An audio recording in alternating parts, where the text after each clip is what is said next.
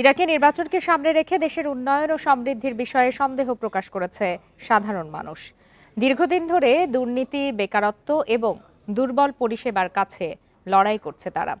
এদিকে এবার উল্লেখযোগ্য সংখ্যক তরুণ প্রার্থীর উপস্থিতিতে সম্ভাবনার পথও খুঁজছে কেউ কেউ। ইরাকে জাতীয় নির্বাচন অনুষ্ঠিত হবে 11 নভেম্বর।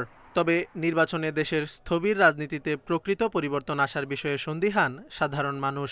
2003 সালে প্রেসিডেন্ট সাদ্দাম হোসেনের পতনের পর থেকে প্রায় একই শক্তিশালী গোষ্ঠী রাষ্ট্র ও তেল সম্পদ নিয়ন্ত্রণ করছে।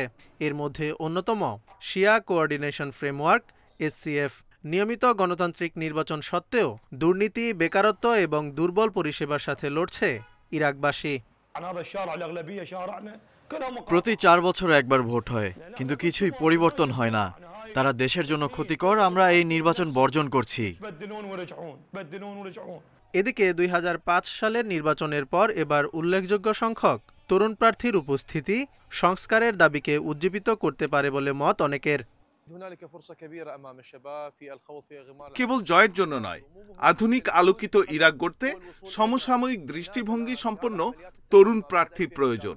ষড়যন্ত্র তত্ত্ব এবং অন্যান্য প্রচলিত ধারণা থেকে বের হতে তরুণদের রাজনীতিতে আসা অত্যন্ত গুরুত্বপূর্ণ।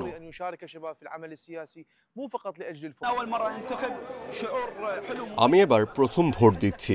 আমি নতুন ইরাকের স্বপ্ন দেখি, সমৃদ্ধ ইরাকের স্বপ্ন দেখি। ইরাকের বর্তমান আইন প্রণেতাদের গড় বয়স 55, যেখানে সংখ্যাগরিষ্ঠ শিয়া সম্প্রদায়ের সদস্যদের পাশাপাশি সুন্নি সংখ্যালঘুদের সদস্যরাও রয়েছেন। দেশটির নির্বাচন কমিশনের তথ্য অনুসারে এবার নিবন্ধিত প্রার্থীদের 40% বয়স 40-এর নিচে।